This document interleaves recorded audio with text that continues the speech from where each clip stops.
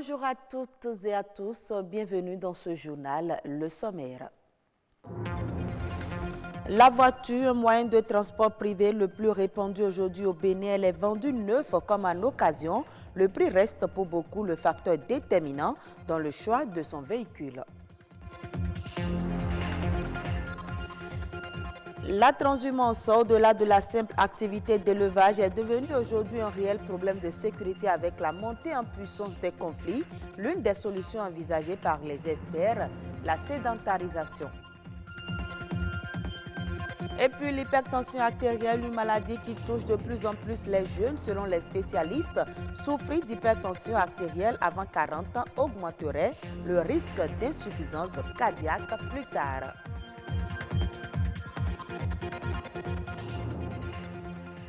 Merci de votre fidélité. Sur le marché de l'automobile, on retrouve des voitures neuves comme d'occasion et de plus en plus, le nombre d'utilisateurs devient important. La qualité de certaines voitures d'occasion laisse à désirer. En cas de panne, certains automobilistes n'hésitent pas à les abandonner dans les garages automobiles. Entre le véhicule neuf et celui d'occasion, lequel choisit? La réponse dans ce reportage signé Evrard Anani. Le marché des véhicules d'occasion est un marché prospère. En 2018, selon l'Agence nationale des transports terrestres, 23 000 véhicules d'occasion sont importés chaque mois et 1 700 véhicules neufs par an. L'occasion attire par son coût abordable. Le marché béninois ne vient pas comme ça. C'est pourquoi vous allez voir, il y a beaucoup de voitures que les Nigériens en prennent et c'est ça qu'on importe. C'est les étrangers qui viennent souvent, les pays limitrophes, les Burkinabés, les Nigériens, plus les Nigériens qui venaient plus. C'est eux les grands consommateurs. Un marché qui pèse plus lourd que le neuf. Voilà comment on est tenté de définir le secteur des véhicules d'occasion. Cependant, un véhicule d'occasion peut cacher des surprises pas toujours agréables. Les véhicules d'occasion leur permettent à un moment donné de satisfaire leurs moyens de déplacement.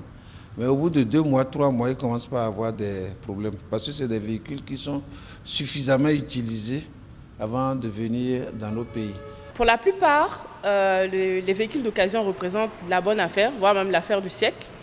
Mais il faudrait garder en tête qu'un véhicule d'occasion vous réserve beaucoup de surprises. Et ces mauvaises surprises-là balaient drastiquement l'opportunité en fait de prix à moins de coût des véhicules qu'on trouve généralement sur le parc. Alors le véhicule neuf, dites-vous que c'est quand même l'assurance d'une sécurité pendant minimum, quand vous l'entretenez bien, 10 ans. 10 ans pendant lesquels vous n'avez pas de problème majeur. C'est-à-dire que tous les problèmes liés au moteur, tous les problèmes liés au calculateur, ça c'est des problèmes c'est des vices qui sont souvent cachés quand on achète des véhicules d'occasion. La crise a renforcé le marché de l'occasion. Chacun cherche avant tout le meilleur prix. Les chiens douanes ne sont pas égaux. Il y a d'autres qui ont les moyens d'aller directement dans les usines pour acheter les véhicules neufs. Il y a d'autres qui préfèrent acheter des véhicules d'occasion. Mais naturellement, on constate que les véhicules d'occasion sont plus résistants que les véhicules tout neufs. Pour convaincre, les concessionnaires de véhicules neufs ont des arguments bien rodés. Acheter un véhicule neuf, ça présente beaucoup plus d'avantages, à savoir vous l'avez à l'état neuf, vous êtes à l'abri de ces petits problèmes de réparation sporadique. Donc vous avez plus d'avantages. Par contre, sur les véhicules d'occasion, pour la plupart du temps, c'est des véhicules masqués. Et masqués, c'est des véhicules accidentés qu'ils essaient de retaper et de nous envoyer. Selon le constat, seule l'administration publique et quelques grosses entreprises achètent leurs automobiles chez les concessionnaires de véhicules neufs. En général, les particuliers plébiscitent les véhicules de seconde main. La transhumance, un système d'élevage fondé sur le déplacement de troupeaux d'une région à une autre. Ce phénomène crée assez de conflits entre agriculteurs et éleveurs jusqu'à créer des morts. En espérant les pistes de solutions pour réduire les dégâts liés à cette pratique, l'option de la sédentarisation a été évoquée. Amdi Bonougbo, agronome, nous en parle au micro de Olivier Aklako. Fondamentalement, c'est les questions de ressources naturelles, c'est-à-dire les ressources fourragères et les points d'eau. C'est ça qui amène souvent ces éleveurs à se déplacer de leur pays d'origine pour pouvoir aller vers d'autres pays d'accueil. Donc, autre que ça, il y a les raisons économiques. Du fait qu'ils ont besoin de ressources pour pouvoir faire face à un certain nombre de besoins, ils se déplacent et en se déplaçant, ils vendent des animaux. Ils produisent également du lait pour pouvoir satisfaire un certain nombre de personnes. Dans ces déplacements, ils cherchent là où ils peuvent avoir des résidus de récolte ou bien là où on peut avoir un peu de verdure ou bien de ressources fourragères. Et dans ça, c'est souvent les espaces utilisés par les agriculteurs. Et parfois, il y a même des spéculations sur le champ et ces éleveurs ou bien ces animaux vont perdre ces ressources, ce qui crée fondamentalement des conflits entre éleveurs et puis les agriculteurs. Il y a la zone de Dassazoumé et puis la zone de Glazoué qui ont été identifiées comme des zones de transhumance. Et c'est déjà ça une approche de solution par rapport à la transhumance. Parce que même si on va vers une sédentarisation, c'est-à-dire on identifie un lieu où ces éleveurs peuvent se regrouper, se réunir, faire leurs besoins, il y a toujours un moment où ils vont faire la transhumance pour pouvoir mieux maîtriser la conduite pour un jeune éleveur, pour pouvoir comprendre d'autres réalités culturelles, socio-culturelles. Pour faire la sédentarisation, il faut également disposer d'une quantité de ressources naturelles suffisantes pour pouvoir satisfaire le besoin en troupeau donc des éleveurs. Et généralement, ce qu'on constate au Cameroun, par exemple, ça a été une solution, mais ça n'a pas vraiment duré parce que les espaces proposés, ou bien disponibles plutôt, par l'État n'étaient pas suffisants pour pouvoir satisfaire les besoins en alimentation de ces troupeaux-là. Donc, sédentarisation, oui, mais il faut également former ces éleveurs ou bien les informer sur des zones qui peuvent exister à un moment donné pour pouvoir faire de la transhumance. Parlons santé à présent, l'hypertension artérielle est une maladie des vaisseaux qui se caractérise par une élévation des chiffres de la pression artérielle au-dessus de certaines valeurs reconnues comme la normale. Si cette pathologie est associée au vieillissement, les moins de 40 ans n'en sont pas épargnés. Quelles sont les causes de l'hypertension artérielle chez les jeunes et comment s'en préserver? Fifame Salomé à Tadéji pour le reportage. J'ai découvert que j'avais l'hypertension à 21 ans. À l'image de cette jeune fille, de nombreux jeunes souffrent aujourd'hui de l'hypertension artérielle. La prévalence de cette pathologie chez les personnes âgées de moins de 40 ans est d'environ 15% au Bénin. L'hypertension est une affection qui peut survenir à tout âge. Il y a même des nouveaux-nés qui naissent avec des malformations qui vont entraîner une élévation de la pression artérielle. Au-delà de 14,9 de pression artérielle, tout patient est déclaré hypertendu. Les habitudes alimentaires et le style de vie sont quelques facteurs qui peuvent provoquer l'hypertension chez les jeunes. L'alimentation va favoriser l'élévation de la pression artérielle. Ça, c'est une chose indéniable.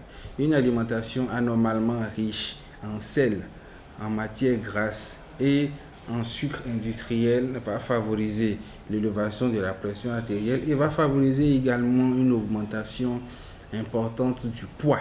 La colère et le stress permanent sont quelques facteurs de risque sur lesquels on peut influer pour être à l'abri du mal. Darlene l'a compris bien plus tard. Les médecins ont relevé comme facteur principal la nervosité. Je me fâche pour des trucs banals. Je m'emporte vite au fait. Et j'ai tendance à ne pas vite oublier ce qu'on me fait. L'hypertension entraîne un vieillissement accéléré des organes. Le cerveau, le cœur et les reins sont les organes les plus touchés. Ce vieillissement multiplie les risques d'accidents vasculaires cérébraux, l'infarctus du myocarde, l'insuffisance cardiaque et rénale. Combattre cette maladie commence dans l'assiette. On peut agir sur son alimentation.